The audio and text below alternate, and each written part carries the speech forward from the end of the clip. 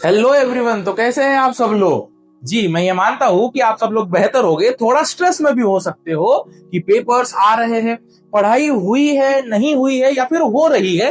इन तीनों स्टेजेस में से किसी एक स्टेज में आपकी पढ़ाई हो सकती है। बट आपकी इसी पढ़ाई को थोड़ा सा एनहांस करने के लिए, थोड़ा सा सपोर्ट प्रोवाइड करने के लिए मैं आज आपके सामने लाया हूं एक छोटी सी सीरीज जो हमारी है सिर्फ 10। बस उस सीरीज का अगला चैप्टर। अब इस बार हम लोग दो चैप्टर्स जो कि सिविक्स के फोर्थ और फिफ्थ चैप्टर्स है। कौन से chapters? Political parties and outcomes of democracy. उनके पांच पांच इंपॉर्टेंट क्वेश्चंस देखेंगे। आउटकम्स ऑफ डेमोक्रेसी हम लोग आखिरी चैप्टर देखेंगे सिविक्स का। अब ध्यान दीजिए, सिविक्स का फर्स्ट चैप्टर आपका 9th का था what is democracy, why democracy. और उससे अभी अंत हो रहा है आउटकम ऑफ डेमोक्रेसी पे। तो ये आउटकम्स में हमको कौन से आउटकम्स देखने को मिलेंगे, ये सब हम लोग जानेंगे थोड़े समय में। मगर उसके पहले will go through with the political parties. Now let us start. आज के चैप्टर्स रहेंगे हमारे political parties and outcomes of democracy. The first question from political parties, what do you understand by a political party and what are its components. एक political party का मतलब क्या होता है और इसके कौन से कंपोनेंट्स होते हैं। So what do you mean by political party? Please will note the keywords of this answer. There will be very few keywords which will be there in this answer. The first will be, it is a group of people. What is a political party? It is a group of people which comes together. Now why do the group of people comes together? To contest election and form government. ये चीज ध्यान में रखिएगा। ये जो आपका आखिरी word है, ये वर्ड जब तक आपके आंसर में नहीं आएगा तब तक आपका आंसर इनकम्प्लीट माना जाएगा। क्योंकि कोई भी पॉलिटिकल पार्टी ऐसी तो नहीं होगी जो कहेगी कि मेरे को सिर्फ इलेक्शन में कंटेस्ट करना है, मेरे को गवर्नमेंट फॉर्म नहीं करना है। ऐसा तो कोई भी पॉलिटिकल पार्टी नहीं कहेगी। इसीलिए आपके इस डेफिनेशन में फॉर्म गवर्नमेंट ये वर्ड होना जरूरी है। Now next is what are the components of a political party. It is having leaders, followers and the active members. Leaders जो कि मेजर डिसीजन मेकिंग आपके सामने रखते हैं, मेजर पॉलिसीज बनाते हैं, वो हो गए आप लोगों के लीडर्स। अब इसके बाद फॉलोअर्स मतलब आप लोग जो किसी पर्टिकुलर पॉलिटिकल पार्टी की आइडियोलॉजी को फॉलो करते हो, वो हो गए फॉलोअर्स। बट एक्टिव मेंबर्स मतलब कौन? एक्टिव मेंबर्स मतलब वो लोग जो उस पॉलिटिकल पार्टी की आइडियोलॉजी को, उन्होंने जो स्कीम्स बनाई है, वो ग्रास रूट लेवल तक, जन सामान्य तक जो पॉलिसीज को लेके जाते हैं, वो है active members.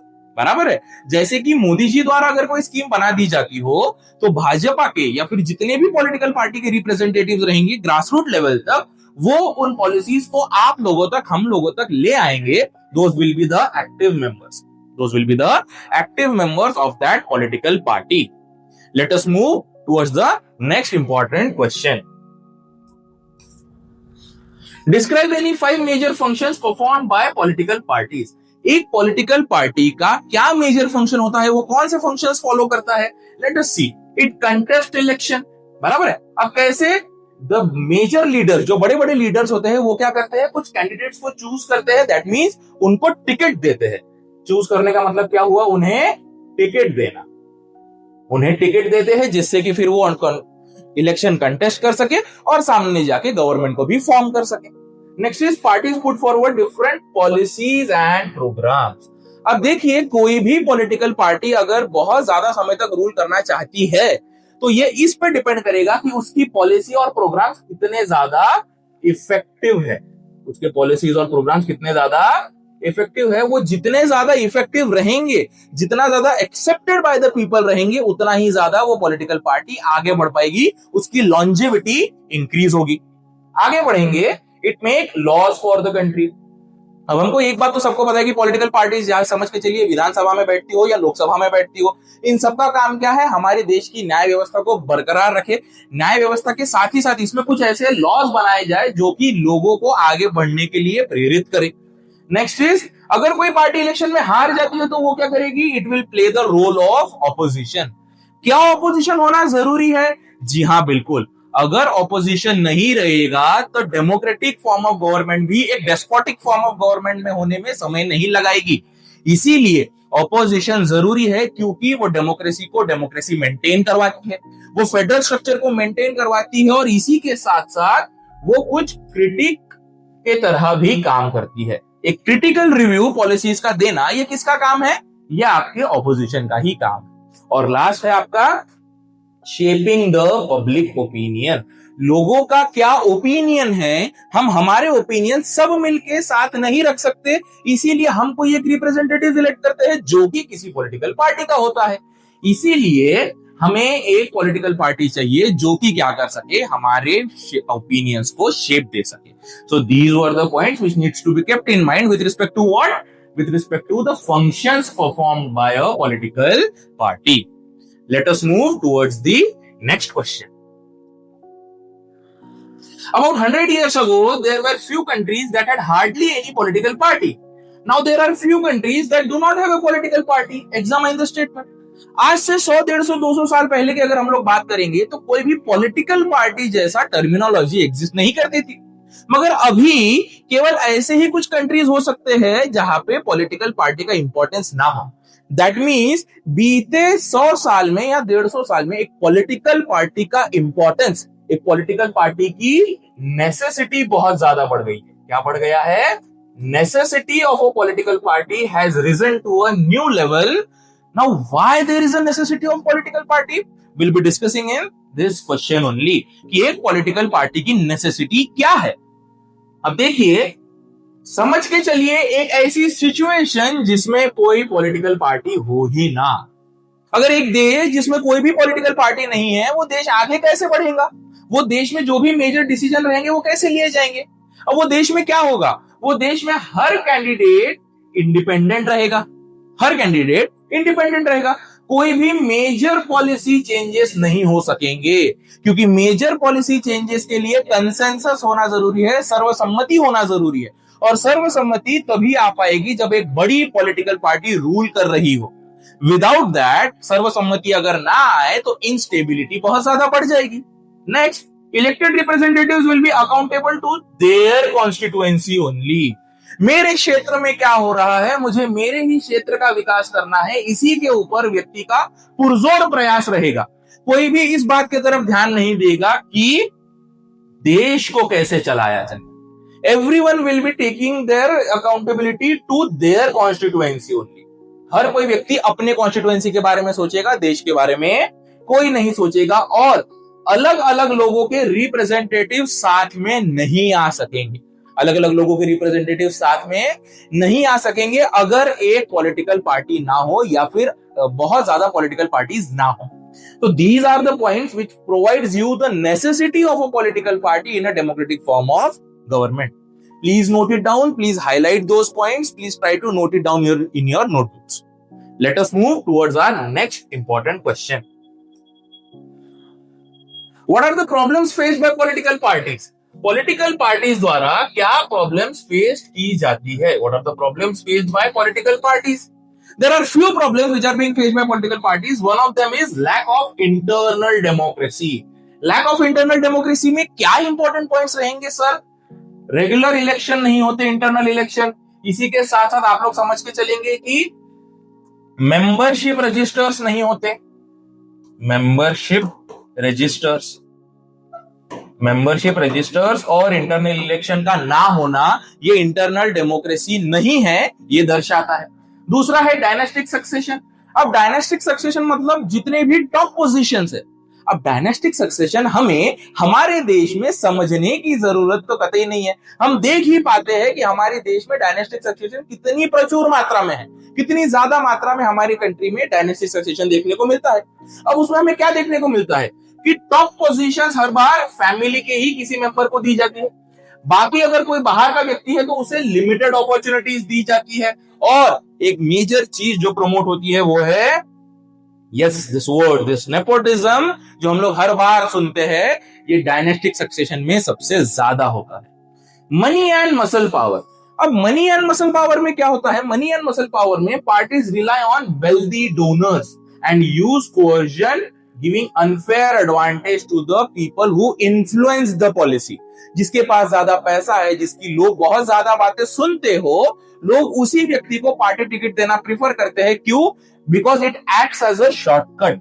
It acts as a shortcut. ये एक आसान तरीका होता है इलेक्शन में कोई एक सीट को प्राप्त करने का। बिना मेहनत किए, बिना ज्यादा जद्दोजहद के हम वो सीट को आसानी से प्राप्त कर सकते हैं with the help of money and muscle power. Last is lack of meaningful choice. अब होता यह है कि दो मेजर बड़ी बड़ी पार्टीज है, जैसे कि labour party and conservative party in Britain. अब इन दोनों की आइडियोलॉजी में कुछ भी डिफरेंस नहीं बचा है, तो लोग इन दोनों में से किसे चुनना प्रेफर करेंगे? The people will not be having any meaningful choice at all. That is why it is considered to be a disadvantage or the problems faced by political parties. These were the problems which are faced by political parties, and there are some words which are being underlined or mentioned in this answer which you need to keep in your mind. Let us move towards our next question. What is the next question? What are the reforms and suggestions given for proper working of political parties? एक political party या फिर बहुत सारी political parties को properly work करवाने के लिए क्या reforms लिए गए और क्या suggestions रखे गए? सबसे पहला reform लिया गया anti defection law. Anti defection law मतलब अगर कोई एमपी या एमएलए मनी या मटेरियल गेन्स के लिए अपनी पार्टी को छोड़ के दूसरी पार्टी में जाता है, तो उसके ऊपर एंटी डिफेक्शन लॉ लगाया जाएगा। Next is financial transparency.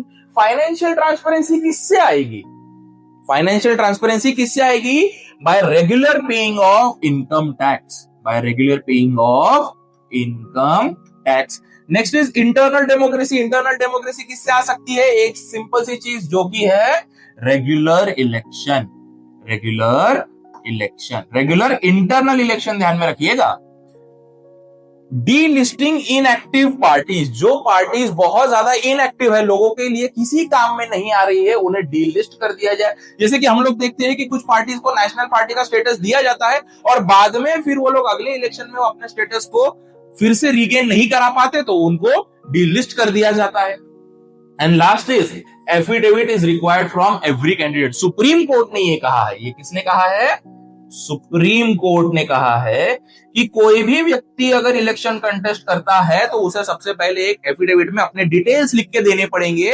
उसमें सभी चीजें, उसके ऊपर क्रिमिनल केसेस है नहीं है, उसके पास कितनी प्रॉपर्टी है, वो सब चीजें उसे लिख के देनी पड़ेगी सुप्रीम कोर्ट को एक एफिडेविट में, तभी जाके उसका नामांकन दर्ज किया जाएगा। That means his nomination will be accepted. Now what are the suggestions made by people? These are the reforms done by the government, but there are some suggestions made by people. सबसे पहली बात तो एक law बनाना चाहिए, किसके लिए? Internal affairs को regulate करने के लिए। दूसरा, कुछ टिकट्स वुमेन को दिए जाने चाहिए, जैसे 1/3 ticket should be given to women. Next, some quota for women on decision making body also. ऐसा नहीं है कि हम लोग उन्हें केवल पॉलिटिकल रिप्रेजेंटेशन देके सिंबॉलिकली उन्हें अपने पास उनके साथ हम लोग रहेंगे, वो केवल संसद में वो लोग सिंबॉलिकली नहीं रहने चाहिए, बट डिसीजन मेकिंग बॉडीज में भी उनको कुछ ना कुछ रोल दिया जाना चाहिए। And last is state funding of election depending upon previous election result. कि प्रीवियस इलेक्शन के रिजल्ट किस तरीके से थे, उसके हिसाब से स्टेट ने फंडिंग करनी चाहिए इलेक्शंस की। ये कुछ पॉइंट्स थे, ये कुछ इंपॉर्टेंट पॉइंट्स थे with respect to reforms and the suggestions which are made, reforms which are being done and suggestions which are made so that we can make a proper working condition for a political party. Let us move towards our next question. Now, this next question will be our first question from outcomes of democracy. We have discussed the 5 most important questions with respect to political parties. Now we'll be shifting our attention towards the most important question of our 5th chapter, outcomes of democracy. Now the first question states, how do we assess the outcome of democracy? We can assess the outcome of democracy by just keeping in view or by just keeping in mind 5 simple keywords. What are those 5 simple keywords? Firstly, it promotes equality. Then it enhances the dignity, as well as it improves the quality of decision making. Then it provides a method to resolve the conflict, and lastly, it allows the room to correct the mistakes. These are the things which are being underlined in your answer. These are the only important points with respect to these answer. इस answer के हिसाब से यही केवल important words जिनको underline किया गया है, इतने ही अगर आपके आंसर में होते हैं तो आपको 100% मार्क इस सवाल के मिल जाएंगे।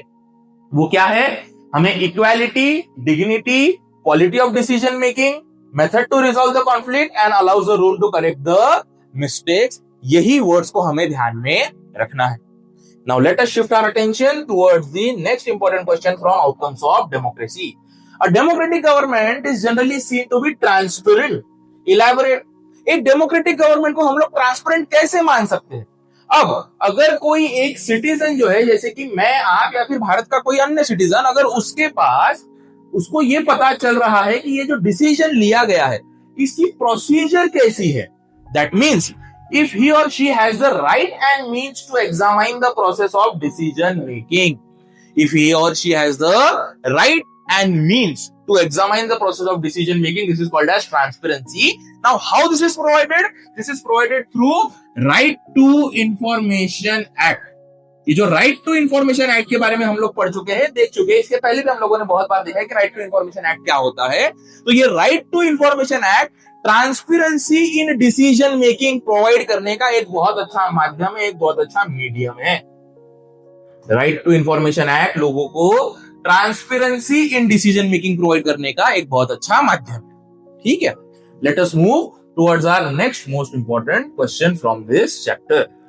Now the next question says democracies are based on political equality. All individuals have equal weight in electing representatives, but we do not have economic equality. Why? Now, let us first discuss about what do we understand by political equality. Political equality means one person, one vote, one value. ये one person one vote one value जो है हम लोगों को मिली है due to universal adult franchise, 18 के ऊपर का जो भी व्यक्ति है उसे one person one vote one value जो मिलती है, इसी को हम लोग कहेंगे पॉलिटिकल इक्वालिटी. अब पॉलिटिकल इक्वालिटी तो हमारे देश में हमें मिल चुकी है, मगर इकोनॉमिक इनइक्वालिटी क्यों नहीं मिली है? इसके पीछे के कुछ कारण ये हो सकते हैं कि some ultra rich enjoy highly disproportionate share of wealth. बहुत कम लोगों के पास बहुत ज्यादा मात्रा में वेल्थ है, वेरस बहुत ज्यादा पॉपुलेशन जो है उनको बहुत कम इसमें सरवाइव करने के लिए केवल छोड़ दिया गया है. Next point is their share in total income has been increasing. अब ऐसा भी नहीं है कि उनका शेयर कम हो रहा है और हम लोग इक्वालिटी ऑफ इकोनॉमी की तरफ बढ़ रहे हैं. उनका शेयर दिन प्रतिदिन बढ़ रहा है. अब बॉटम ऑफ द सोसाइटी में जो लोग हैं उनके पास बहुत कम चीजें हैं जिसके ऊपर वो लोग डिपेंड कर सकते हो. इसी के साथ साथ उनकी इनकम भी क्या हो रही है? डिक्लाइन हो रही है. एंड वो लोग अपनी बेसिक नीड्स जो है जैसे कि education, housing, clothing and health, इसको भी मीट नहीं कर पा रहे हैं. इसको भी मीट नहीं कर पा रहे हैं. ये सभी चीजों की वजह से हम लोग कहीं ना कहीं देखते हैं कि हमारे यहाँ पे इकोनॉमिक इक्वालिटी नहीं है. इकोनॉमिक इक्वालिटी हमारे यहाँ पे नहीं है. Let us move towards our next most important question from this chapter. The next question says, do democracies lead to peaceful and harmonious life among the citizens? क्या democracy के वजह से कभी भी किसी भी कंट्री में कॉन्फ्लिक्ट नहीं होते, सभी लोग हार्मोनियस लाइफ जीते हैं? अब देखिए, ये तो सिंपल सी समझने वाली बात है कि अगर हम लोग एक ही घर में रहेंगे तो बर्तन तो बजेंगे ही. That means no society can be fully and permanently resolving the conflicts. कोई भी सोसाइटी ऐसी नहीं होगी जिसमें कोई भी कॉन्फ्लिक्ट ना हो. बट हमें क्या लर्न करना है? We need to learn to respect these differences. जितने भी डिफरेंसेस है उसको रिस्पेक्ट करना चाहिए और एक मैकेनिज्म बनाना चाहिए टू नेगोशिएट द डिफरेंस. हम दोनों में क्या डिफरेंट चीजें हैं उसी के ऊपर फोकस ना करते हुए हम कैसे ये डिफरेंसेस को एक्सेप्ट करें, इसको ध्यान में रखते हुए हमें आगे बढ़ना चाहिए. And democracy is best suited to produce this outcome. एक डेमोक्रेटिक फॉर्म ऑफ गवर्नमेंट में ही आप लोगों को डिफरेंसेस को साथ में लेके चलने की बात बताई जाती है. वेयरएज अगर हम लोग नॉन डेमोक्रेटिक में जाते हैं तो वहां पे they turn a blind eye to suppress the internal social differences. अगर सोसाइटी के बीच में कोई भी डिफरेंसेस होते हो तो उसे देख के भी अनदेखा कर दिया जाता है, जिसे हम लोग कहते हैं टर्निंग अ ब्लाइंड आई. नाउ लास्टली, अगर हम लोग सोशल डिफरेंसेस, डिविजन्स और कॉन्फ्लिक्ट्स को हैंडल कर सकते हैं तो ये हमारे डेमोक्रेटिक रेजिम का डेफिनेटली क्या है? एक प्लस पॉइंट है. ये हमारे डेमोक्रेटिक रेजिम का क्या है? डेफिनेटली एक प्लस पॉइंट है कि कोई भी सोसाइटी ऐसी तो नहीं होगी जिसमें कोई भी कॉन्फ्लिक्ट नहीं होंगे. बट हमें वो कॉन्फ्लिक्ट में जो डिफरेंसेस है उसको लर्न करने के लिए मैकेनिज्म्स निकालने पड़ेंगे, जो कि केवल एक डेमोक्रेसी में ही हो सकता है. Let us move towards the last important question from this chapter. What does that question say? That says, what is the most distinctive about democracy is that its examination never gets over. Elaborate. अब democracy के साथ एक चीज ऐसी है कि इसका जो इम्तिहान है, इसका जो एग्जाम है, वो कभी खत्म नहीं होता. डेमोक्रेसी एक प्रॉब्लम को सॉल्व करती जाती है, दूसरा प्रॉब्लम उसके सामने आता है. मतलब वो एक एग्जाम सॉल्व करती है, दूसरी एग्जाम उसके सामने आ जाती है. अब ये ऐसा क्यों होता है? अब देखिए, डेमोक्रेसी एक एग्जाम पास करती है, उसके सामने अनदर टेस्ट आ जाता है. अब बहुत सारे लोगों को डेमोक्रेसी से बेनिफिट्स मिल रहे हैं, तो वो लोग डेमोक्रेसी से और ज्यादा एक्सपेक्ट करते हैं. They expect even better from the democracy. अब ये चीज हमको समझते हुए चलनी है कि अगर लोग कंप्लेन कर रहे हैं, that means they are expecting something. This is the testimony of the success of democracy. अगर जसप्रीत बुमराह 50 रन पे आउट हो जाए, तो क्या हम लोग ये कहेंगे कि यार ये बहुत अच्छा नहीं खेला? हम बिल्कुल ये नहीं कहेंगे, because we are not expecting from Jasprit Bumrah to score 100.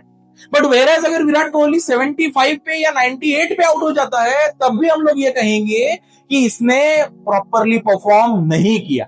That means अगर हम लोग कंप्लेन कर रहे हैं, इट इटसेल्फ शोज दैट वो व्यक्ति कितना सक्सेसफुल है, और वैसा ही रहेगा विद रिस्पेक्ट टू डेमोक्रेसी. अब it also shows that they have developed an awareness. लोगों ने एक अवेयरनेस डेवलप कर ली है, किसके बारे में? To look at the things critically. To look at the things critically. And next, a public expression of dissatisfaction with democracy show the success of a democratic project. अगर लोग डिससैटिस्फाई हो रहे हैं, अब लोग डिससैटिस्फाई कब होंगे? जब उनके एक्सपेक्टेशंस बहुत ज्यादा होंगे. दैट मींस लोग डेमोक्रेसी से बहुत ज्यादा एक्सपेक्ट करते हैं, और उन्हें उतने लेवल का ना मिलते हुए अगर कुछ लेवल नीचे तक भी मिल जाता है, फिर भी वो डिससैटिस्फाइड ही होते हैं. क्यों? क्योंकि उनकी आकांक्षाएं, उनकी एस्पिरेशंस बहुत ज्यादा थे डेमोक्रेसी से. एंड लास्टली, डेमोक्रेसी ही एक ऐसी फॉर्म ऑफ गवर्नमेंट है जो हमें सब्जेक्ट से क्या बनाती है? सिटीजन बनाती है. जो हमें सब्जेक्ट से सिटीजन का रूप देती है. बाकी अदर फॉर्म ऑफ गवर्नमेंट में हमें केवल एक सब्जेक्ट माना जाता है, वेयरएज डेमोक्रेसी में हमें सिटीजन, नागरिक माना जाता है, और उतने ही राइट्स दिए जाते हैं. So this was all it for your both chapters. The both chapters were political parties and outcomes of democracy. Thank you for today and best luck.